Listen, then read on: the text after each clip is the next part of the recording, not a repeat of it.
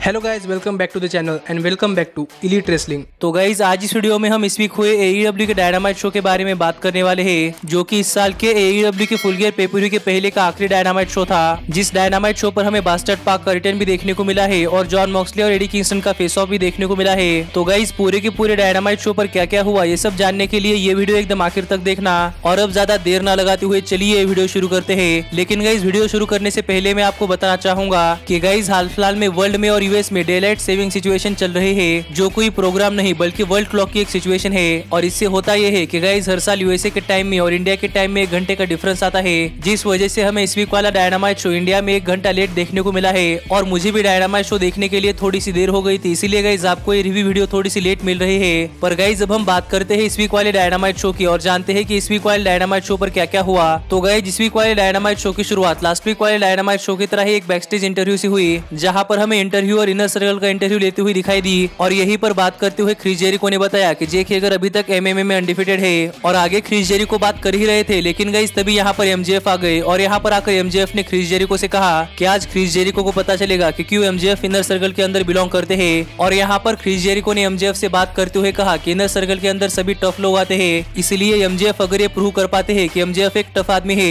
तो possibly MJF inner circle के अंदर आ सकते हैं, जो बात क्रिस जेरिको ने एमजेएफ से कही। और इसके बाद ये दोनों ही सुपरस्टार्स अपने अपने रास्ते पर चले गए, जिसके बाद हमें इस वीक वाला डायनामाइट शो ऑफिशियली स्टार्ट होता हुआ दिखाई दिया। और शो के शुरुआत में ही क्रिस जेरिको ने कमेंट्री ज्वाइन की और हमें इस वीक वाले डायनामाइट शो के ओपनिंग मैच के तौर पर AEW के मेंस डिवीजन से एक नॉर्मल टैग टीम मैच देखने को मिला, जहां पर वर्डलॉ और एमजेएफ इनर सर्कल की ओटीज और सैमी गेवेरा को फेस कर रहे थे। और अगर यहां पर हम बात करें इस मैच की, तो गाइस इस वीक वाले डायनामाइट शो के ओपनिंग मैच के तौर पर यह मैच काफी बढ़िया मैच था। और इस मैच में चारों ही सुपरस्टार्स ने अपना बहुत ही बेस्ट परफॉर्मेंस दिया है। और इस मैच में बहुत ही बढ़िया परफॉर्मेंस सैमी गेवेरा की थी, जहां पर सैमी गेवेरा ने इस मैच में बहुत ही बढ़िया मूव्स लगाए। पर एक टाइम के लिए जब सैमी गेवेरा रिंग के बाहर गए, तब सैमी गेवेरा ने क्राउड में बैठे हुए एक रेसलर को मिडिल फिंगर दिखाई, जिसके बाद सरप्राइजिंगली उस रेसलर ने सैमी गेवेरा के ऊपर अटैक किया। और गाइस जिसके बाद हमें पता चला कि वो रेसलर कोई और नहीं बल्कि मैट हार्डी थे। और इसी बीच एमजेएफ ने रिंग के अंदर ओटीज के ऊपर अपना सबमिशन मुंह लगाया और एमजेएफ सबमिशन के सहारे ये मैच जीत चुके हैं। पर सरप्राइजिंगली ये मैच खत्म होने के बाद एमजेएफ ने कमेंट्री टेबल पर बैठे हुए क्रिस जेरिको के ऊपर अटैक किया, जिसके बाद रेफरीज और रेसलर्स ने आकर एमजेएफ और क्रिस जेरिको को अलग अलग किया। और कहना पड़ेगा कि इस सेगमेंट से AEW ने फुल गियर पेपर में होने वाले क्रिस जेरिको और एमजेएफ के मैच के लिए हाइप बना ली है। पर गाइस जिसके बाद हमें आगे केनी ओमेगा का एक इंटरव्यू देखने को मिला, जो कि इस वीक वाला डायनामाइट शो शुरू होने से पहले लिया गया था। और यहाँ पर बात करते हुए केनी ओमेगा से सवाल पूछा गया कि केनी ओमेगा AEW के वर्ल्ड हेवीवेट चैंपियनशिप के लिए नंबर 1 कंटेंडर टूर्नामेंट के फाइनल्स में अपने farmer tag team partner Adam hangman page को फेस करने वाले हैं, जो कि अपने टफेस्ट मैच जीतकर इस टूर्नामेंट के फाइनल्स में पहुंच चुके हैं। जबकि केनी ओमेगा सभी रिप्लेसमेंट मैचेस जीतकर AEW के वर्ल्ड हेवीवेट चैंपियनशिप के लिए नंबर 1 कंटेंडर टूर्नामेंट के फाइनल्स में पहुंच चुके हैं। तो इसके ऊपर बात करते हुए केनी ओमेगा ने कहा कि इसमें केनी ओमेगा की कोई भी गलती नहीं है, क्योंकि गाइस AEW के मैनेजमेंट ने किसी न किसी वजह से केनी ओमेगा के सभी अपोनेंट को रिप्लेस कर दिया। पर जहां तक बात है इस टूर्नामेंट के फाइनल्स की, तो गाइस यहां पर बात करते हुए केनी ओमेगा ने कहा कि केनी ओमेगा अपने फॉर्मर टैग टीम पार्टनर को AEW के वर्ल्ड हेवीवेट चैंपियनशिप के लिए नंबर 1 कंटेंडर टूर्नामेंट के फाइनल्स में फेस करना पसंद करेंगे। पर यह चीज कंफर्म है कि केनी ओमेगा ये मैच जीतने वाले हैं, जो बात यहाँ पर केनी ओमेगा ने अपने इस इंटरव्यू में कही। पर गाइस आगे हमें शो पर AEW के मेंस डिवीजन से एक नॉर्मल 1-on-1 मैच देखने को मिला, जहां पर मीरो बेस्ट फ्रेंड्स के 1/2 ट्रेंट को फेस कर रहे थे। और अगर यहाँ पर हम बात करें इस मैच की, तो गाइस इस मैच के पहले जब अनाउंसर दोनों ही रेसलर्स को इंट्रोड्यूस कर रहा था, तब मीरो ने अनाउंसर के हाथ से माइक ले लिया। और यहाँ पर बात करते हुए मीरो ने कहा कि ट्रेंट एक बहुत ही गंदे आदमी है, क्योंकि ट्रेंट की मां ने ट्रेंट को मैनर्स नहीं सिखाए। जो बात मीरो के कहते ही ट्रेंट ने मीरो के ऊपर अटैक करना शुरू कर दिया। और इसके बाद ये मैच ऑफिशियली स्टार्ट हुआ, जिस पूरे के पूरे मैच में मीरो ने डोमिनेट किया है। और जैसा कि मैंने आपसे कहा था, वैसे ही हमें इस मैच के दौरान रिंग साइड पर भी एक्शन देखने को मिला, जहां पर डार्क ऑर्डर ने आकर ऑरेंज कैसिडी के ऊपर अटैक किया। पर रेफरी ने ये चीज देख ली और रेफरी ने पूरे के पूरे डार्क ऑर्डर को रिंग साइड से बैन कर दिया, जिसके बाद हमें इस मैच में मीरो की तरफ से बहुत ही अच्छे खासे मूव्स देखने को मिले। पर ट्रेंट इस मैच में बार बार किक आउट कर रहे थे, जिस वजह से मीरो इस मैच में फ्रस्ट्रेट हो चुके थे। जिसके बाद मीरो ने ट्रेंट के ऊपर अपना सबमिशन मुंह गे मोहर लगाया और यहाँ पर मीरो सबमिशन के सहारे ये मैच जीत चुके हैं। पर गाइस ये मैच खत्म होने के बाद भी मीरो ने ट्रेंट को नहीं छोड़ा, इसलिए चक टेलर ने मीरो के ऊपर अटैक कर दिया। जिसके बाद हमें इस ब्रॉल में किप सेबिन भी शामिल होते हुए दिखाई दिए और हमें मीरो और किप सेबिन और बेस्ट फ्रेंड्स के बीच में एक बहुत ही बड़ा ब्रॉल देखने को मिला।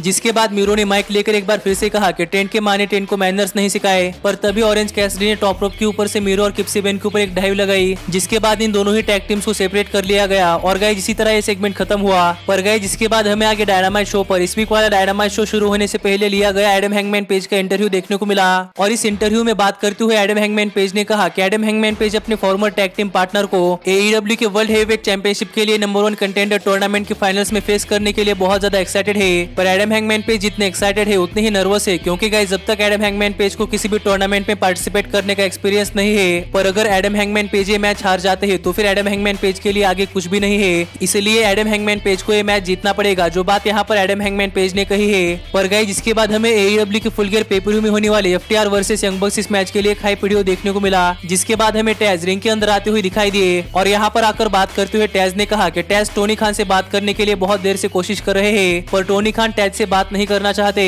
और यहाँ पर टैज टोनी खान से इसलिए बात करना चाहते हैं क्योंकि गाइस AEW की वर्ल्ड हेवीवेट चैंपियनशिप के लिए टॉप 5 कंटेंडर्स की लिस्ट में ब्रायन केज नंबर 1 की पोजीशन पर है, और फिर भी ब्रायन केज को AEW की वर्ल्ड हेवीवेट चैंपियनशिप के लिए मौका नहीं मिल रहा। तो ऐसा क्यों है, ये टैज को टोनी खान से पूछना था। लेकिन गाइस यहाँ पर टैज ने कहा कि टोनी खान अगर टैज से नहीं मिलना चाहते तो फिर टैज टोनी खान के गोल्डन बॉय यानी कि कोडी के AEW की फुल गियर पेपर में होने वाले मैच में कोडी का ध्यान रखने के लिए टैज आने वाले हैं, जो बात टैज ने अपने इस प्रोमो में कही। लेकिन गाइस हमें आगे AEW के मेंस डिवीजन से एक नॉर्मल टैग टीम मैच देखने को मिला, जहां पर प्राइवेट पार्टी यंग बक्स को फेस कर रहे थे। और जब इस मैच के लिए प्राइवेट पार्टी अपना एंट्रेंस कर रही थी तभी सैमी गुएरा ने आकर मैट हार्डी के ऊपर अटैक किया, और जब तक प्राइवेट पार्टी सैमी गुएरा को रोक पाती तब तक सैमी गुएरा भाग चुके थे। और इसके बाद मैट हार्डी को बैकस्टेज ले जाया गया, जिसके बाद हमें AEW के डायनामाइट शो पर AEW के मेंस डिवीजन से एक नॉर्मल टैग टीम मैच देखने को मिला, जहां पर यंग बक्स प्राइवेट पार्टी को फेस कर रहे थे। और अगर यहाँ पर हम बात करें इस मैच की तो गाइस ये मैच AEW के फुल गियर पेपर में होने वाले यंग बक्स के वर्ल्ड टैग टीम चैंपियनशिप्स के मैच के पहले यंग बक्स के लिए एक वार्म अप मैच था, जो मैच हमेशा की तरह ही प्राइवेट पार्टी और यंग बक्स के बीच में एक बहुत ही बढ़िया मैच रहा। लेकिन गाइस अगर यहाँ पर हम बात करें इस मैच के विनर की तो गाइस यहाँ पर इस मैच के आखिर में यंग बक्स ने प्राइवेट पार्टी के ऊपर अपना फिनिशर गोल्डन ट्रिगर लगाया, और यहाँ पर प्राइवेट पार्टी को पिन कर यंग बक्स ये मैच जीत चुके हैं। लेकिन गाइस यंग बक्स के मैच जीतने के बाद FTR ने पीछे से यंग बक्स के ऊपर अटैक किया, जिसके बाद FTR फिर एक बार स्टील चेयर को मैट जैक्सन के पैर में फंसाकर मैट जैक्सन को इंजोर्ड करने के लिए तैयार थी। पर FTR यहाँ पर कुछ कर पाती इससे पहले एडम हैंगमैन पेज यहाँ पर आ गए, और यहाँ पर आकर एडम हैंगमैन पेज ने यंग बक्स को बचाया। जिसके बाद यहाँ पर यंग बक्स को देखने के लिए केनी ओमेगा भी आ गए, और हमें यहाँ पर FTR और यंग बक्स और केनी ओमेगा और एडम हैंगमैन पेज के बीच में एक वियर्ड स्टेयर डाउन देखने को मिला। पर गाइस जिसके बाद आगे डायनामाइट शो पर AEW के world heavyweight champion John Moxley और AEW के वर्ल्ड हेवीवेट चैंपियनशिप के लिए नंबर 1 कंटेंडर एडी किंगस्टन, इन दोनों का ही फेस ऑफ हुआ। और यहाँ पर इन दोनों का ही फेस ऑफ इतना रियलिस्टिक दिखाई दे रहा था कि गाइस मैंने आज तक रेसलिंग इंडस्ट्री में इतनी रियलिस्टिक चीज कोई भी नहीं देखी। और यहाँ पर एक दूसरे के आमने सामने आने के बाद एडी किंगस्टन ने जॉन मॉक्सली से कहा कि एडी किंगस्टन AEW की फुल गियर पेपर में जॉन मॉक्सली से उनकी वर्ल्ड हेवीवेट चैंपियनशिप लेने वाले हैं। पर यहाँ पर बात करते हुए जॉन मॉक्सली ने कहा कि जॉन मॉक्सली को ये बात पता है कि एडी किंगस्टन को ये बात पता चल चुकी है कि एडी किंगस्टन जॉन मॉक्सली के वर्ल्ड हेवीवेट चैंपियनशिप के लिए जॉन मॉक्सली को नहीं हरा सकते। इसलिए एडी किंगस्टन अपने आप को दिलासा देने के लिए कह रहे हैं कि एडी किंगस्टन AEW के फुल गियर पेपर में जॉन मॉक्सली को उनके वर्ल्ड हेवीवेट चैंपियनशिप के लिए हराने वाले हैं, क्योंकि एडी किंगस्टन ने उनकी मां से वो वादा किया है जो वादा एडी किंगस्टन कभी पूरा नहीं कर सकते। जो बात यहाँ पर जॉन मॉक्सली ने कही, और यहाँ पर जॉन मॉक्सली के ऐसे कहते ही एडी किंगस्टन बैकस्टेज चले गए, और इसी तरह ये सेगमेंट खत्म हुआ। पर गाइस आगे हमें शो पर AEW में रिटर्निंग सुपरस्टार पाक का एक हाई वीडियो देखने को मिला, जहाँ पर बात करते हुए पाक ने कहा कि हाल फिलहाल में सभी लोग पूछ रहे हैं कि पाक कहाँ पर है, पाक AEW के डायनामाइट शो पर क्यों नहीं आ रहे, कि क्या पाक किसी से डरते हैं या नहीं। जिन सवालों का जवाब देते हुए पाक ने कहा कि पाक पिछले 6 महीने से अपने ही घर में बंद हो चुके हैं, इसलिए पाक AEW के डायनामाइट शो पर अपीयर नहीं हो पा रहे। और हाल फिलहाल में पाक की मेंटल स्टेट भी काफी बिगड़ रही है, क्योंकि पाक के पास बात करने के लिए कोई भी नहीं है, और हाल फिलहाल में पाक अकेले ही बात कर रहे हैं। जो बात यहाँ पर पाक ने अपने इस प्रोमो पैकेज वीडियो में कही। और यहाँ पर बात करते हुए पाक ने यह भी कहा कि जब कभी पाक AEW के डायनामाइट शो पर आने वाले हैं तब पाक सभी को दिखाने वाले हैं कि अकेले रहना कितना मुश्किल और कितना हार्श होता है, जिससे मुझे ऐसा लग रहा है कि गाइस पॉसिबली जब पाक का AEW के डायनामाइट शो पर रिटर्न होगा तब हमें पॉसिबली पाक के कैरेक्टर में चेंज देखने को मिल सकता है, और पाक का नया कैरेक्टर थोड़ा सा क्रेजी और साइको टाइप होगा। और अगर यहाँ पर पाक का कैरेक्टर DC के विलन जोकर जैसा होता है तो गाइस यहाँ पर पाक का कैरेक्टर देखने में मजा आने वाला है। पर गाइस जिसके बाद हमें आगे डायनामाइट शो पर एक बैकस्टेज इंटरव्यू देखने को मिला, जहाँ पर हमें ये पता चला कि गाइस नेक्स्ट वीक वाले डायनामाइट शो पर नेचुरल नाइटमेयर्स वर्सेस बुचर और ब्लेड ये मैच ऑफिशियल हो चुका है। और इस मैच के बारे में नेचुरल नाइटमेयर्स बात कर ही रहे थे, लेकिन गाइस तभी यहाँ पर बुचर और ब्लेड आ गए, और यहाँ पर आकर बुचर और ब्लेड ने नेचुरल नाइटमेयर्स के ऊपर बहुत ही ब्रूटली अटैक किया। जिसके बाद हमें आगे शो पर AEW की विमेंस डिवीजन से एक नॉर्मल 1-on-1 मैच देखने को मिला, और गाइस ये मैच था नायला रोज वर्सेस रेड वेलवेट। और अगर यहाँ पर हम बात करें इस मैच की तो गाइस यहाँ पर इस मैच की शुरुआत में रेड वेलवेट ने नायला रोज के ऊपर अटैक करने की कोशिश की, पर गाइस नायला रोज ने इस अटैक को रिवर्स कर पूरे के पूरे मैच में डोमिनेट किया। और ये मैच शुरू होते ही नायला रोज ने रेड वेलवेट के ऊपर अपना फिनिशर पावर बम लगाया, पर यहाँ पर रेड वेलवेट को पिन करने के बजाय नायला रोज ने रेड वेलवेट के ऊपर हिकारू शिडा का फिनिशर लगाया, जिसके बाद रेड वेलवेट को पिन कर नायला रोज ये मैच जीत चुकी है। जिसके बाद विकी गरेरो ने बात करते हुए कहा कि हिकारू शिडा को अपनी विमेंस वर्ल्ड हेवीवेट चैंपियनशिप के आखिरी दिन एंजॉय करने चाहिए, क्योंकि AEW के फुल गियर पेपर पर हिकारू शिदा अपनी विमेंस वर्ल्ड हेवीवेट चैंपियनशिप हारने वाली है। जो बात कहकर विकी गरेरो ने जापानीज में हिकारू शिदा को सॉरी कहा तो इस चीज से गुस्सा होकर हिकारू शिदा ने विकी गरेरो के ऊपर अटैक करने की कोशिश की, पर तभी नायला रोज ने हिकारू शिदा के ऊपर बहुत ही ब्रूटली अटैक किया, जिसके बाद रेफरी ने इन दोनों ही सुपरस्टार्स को अलग अलग किया। पर गाइस हमें आगे डायनामाइट शो पर केनी ओमेगा और एडम हैंगमैन पेज के लिए एक हाइप वीडियो देखने को मिला, जिसके बाद हमें डार्बी एलन के लिए भी एक हाइप वीडियो देखने को मिला। पर इसके बाद टाइम हो चुका था इस वीक वाले डायनामाइट शो के मेन इवेंट का, जहां पर हमें इस वीक वाले डायनामाइट शो के मेन इवेंट में AEW के मेंस डिवीजन से एक normal 6 man tag team match देखने को मिलने वाला था, जहां पर कोडी और गन क्लब मिलकर डार्क ऑर्डर को फेस करने वाले थे। और अगर यहाँ पर हम बात करें इस मैच की तो गाइस मुझे लगता है कि इस वीक वाले डायनामाइट शो के मेन इवेंट के तौर पर ये मैच उतना बढ़िया मैच नहीं था जितना कि इसे होना चाहिए था, क्योंकि गाइस पहली बात तो इस मैच में कोई भी बड़ा सुपरस्टार इन्वॉल्व नहीं था और हमें इस मैच की पेस भी बहुत ही स्लो देखने को मिली है और हमें इस मैच में कोई भी बड़े बड़े मूव्स भी नहीं देखने को मिले। और डार्बी एलन भी ये मैच क्राउड में बैठकर देख रहे थे, लेकिन तभी इस मैच के आखिर में ऑस्टन गन ने डार्क ऑर्डर के नंबर 10 के ऊपर अपना फिनिशर लगाया और यहाँ पर नंबर 10 को पिन कर ऑस्टन गन अपने टीम के लिए मैच जीत चुके हैं। जिसके बाद पूरी की पूरी रिंग को डार्क ऑर्डर ने घेर लिया, पर तभी यहाँ पर कोडी और गन क्लब की मदद करने के लिए ऑरेंज कैसिडी आ गए और यहाँ पर आकर ऑरेंज कैसिडी ने जॉन सिल्वर के ऊपर अटैक किया,